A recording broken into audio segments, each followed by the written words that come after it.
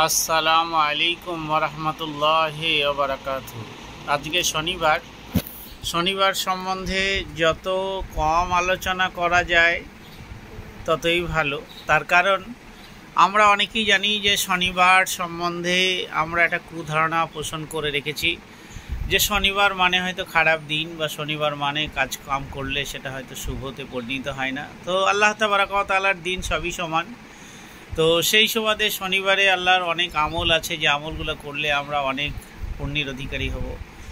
সারা দিনই আমলিয়াতের সময় যদি আমল করা হয়ে থাকে তাহলে আল্লাহ আরও খুশি হয়ে থাকেন। আল্লাহর কাছে যত বেশি বেশি আমল করব ততই ভালো।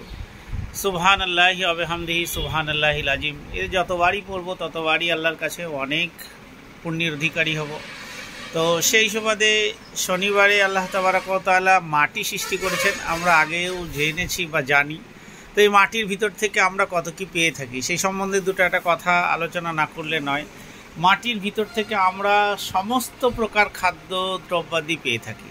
তো এত কিছু পাওয়ার পরও আল্লাহর শুকরিয়া কেন আমরা আদায় করছি না? আমরা মুসলমান হিসাবে আল্লাহর কাছে শুকরিয়া আদায় করি। আল্লাহ যেন মাটি থেকে আরও আমাদের খাদ্যদ্রব্য তৈরি করার তৌফিক দান করুন, আল্লাহুম্মা আমিন।